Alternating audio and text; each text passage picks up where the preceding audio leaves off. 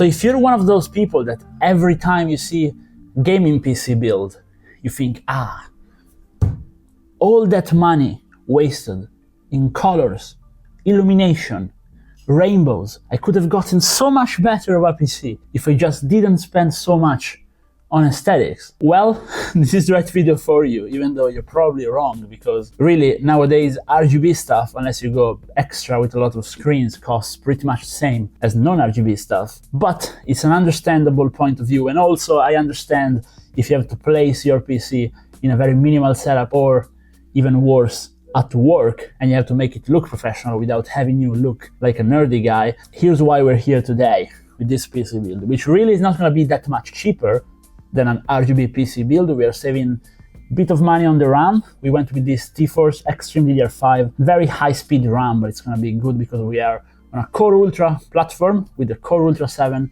265K and a Z890 from MSI. Since the RAM is from T-Force, we also gone with a G50 SSD 1TB, very good drive also, still from Team Group with their T-Force series. Then we are saving quite a bit on the cooler actually, but that's not because it's not RGB really, it's more because it's an air cooler. So we've gone with this Valkyria Wind SL125. And now if you're wondering about like air cooling on i7, well, check out my channel because there are quite a few benefits to that. And then we're going with this. So this is the Fractal Design Nord with the wood color on the front, gold accent. And now this is not the XL version, which I like a lot more actually, but we went with this because it was cheaper, but it's not a cheap case. Like really, if you wanna go cheap, you better buy one of those aquarium-like PCs, then maybe avoid RGB. But the point here is it has to look professional, so this is a case that does look very professional, and that's also why we got this custom from ASUS, the Prime version. Now, personally, I think this is a pretty ugly GPU, like I would never buy this for myself, but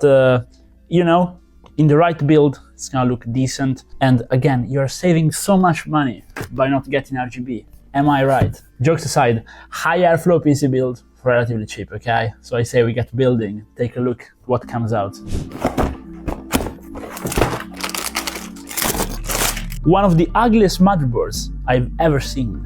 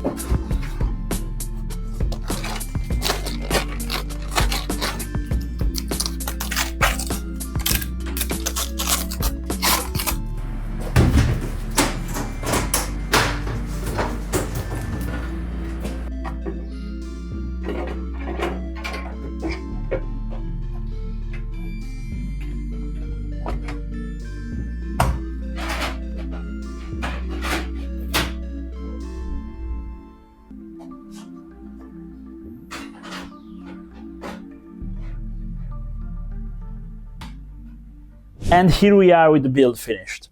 Now, I usually start this part by saying, I think it looks very nice. But this time, no, I'm kidding, it actually looks pretty nice.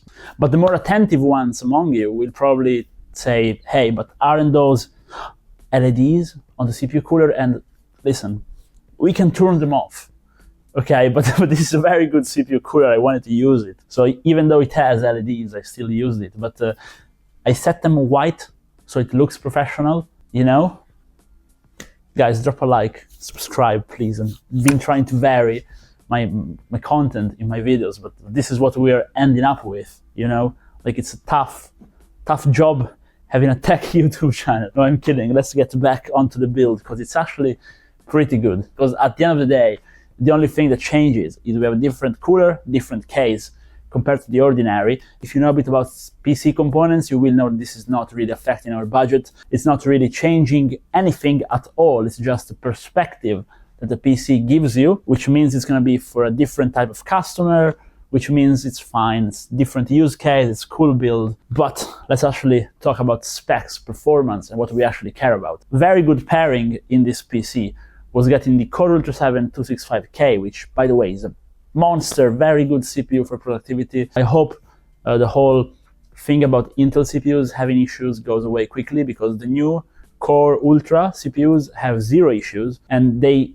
came off with a pretty bad launch. I think they were released a bit too early, but now with the latest updates, you need to do all the BIOS updates on the motherboard. It's very important. You need to have the latest Windows 11 version, and they also even tell you on the motherboard's website that you need to install the latest management engine. And if you do all that, this CPU is a strong performer, actually, especially if paired with high-speed RAM, which is why I went for those Team Group T-Force Extreme 7600 MHz RAM, because it's literally plug and play. You go into the BIOS, you set the XMP, and such a high speed works out of the box all the time. If you have a Core Ultra 7, whatever motherboard, because this motherboard from MSI is pretty bad. It's like the cheapest they make. Terrible NVMe heatsink, by the way. But even with that, we're doing 7000 megabytes per second on the Team Group T-Force G50 SSD. And even there, the XMP just works one click, and it's gonna work. Now, I'm gonna have a dedicated RAM tuning guide on the channel for DDR5 on the Z890 platform, because you can do a lot more, but seeing it do so well out of the box is just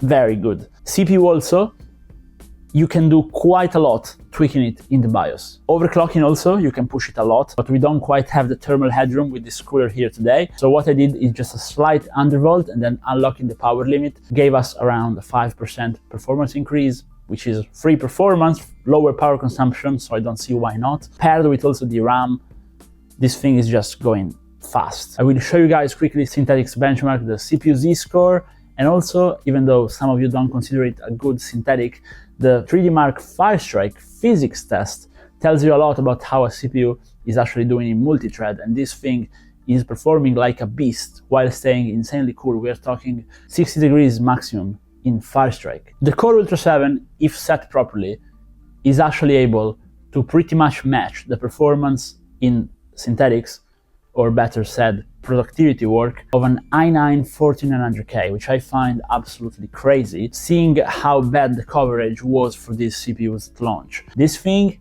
rivals the 16 cores, 32 threaded Ryzen 9 9950X. Somehow, just due to the fast RAM speed, etc. Of course, Intel currently is being blown away by AMD if we're talking gaming, because they can't bridge the gap for the X3D cache. But if we're talking productivity performance, things are much different, and I actually prefer Intel with the Core Ultra CPUs, whereas it wasn't really the case with the 14th gen. Even though it's not as bad as people are portraying it, I think this new platform is actually pretty good. And I'm saying it as an independent reviewer, as somebody who doesn't get anything from Intel. They don't even know I exist. So probably one of the few remaining unbiased reviews on the internet. I also think the pairing with the RTX 4070 Super was pretty good, because if you're doing just a work PC, you want to be slightly unbalanced towards the CPU, because of course here we have a pretty big CPU bottleneck if we are gaming, which is not what this PC is for, because this CPU can handle easily a 5070, not a 4070, and even like 4090 really. But I think saving a bit more there to get the fast NVMe SSD, a bit more RAM and faster RAM is what you should do if you're buying a workstation PC. So all in all, slightly stronger CPU than GPU, good RAM, a good cooler, and everything with an aesthetic that doesn't look too gamerish. I think the build came out pretty nicely, and I think it has its niche. But you guys let me know if you like it, and yes, today we're not covering gaming benchmarks. Let me know if you'd like me to cover a bit more of non-gaming builds, and also stay tuned for more tech content. As usual, I wish you guys a very good day. Bye bye.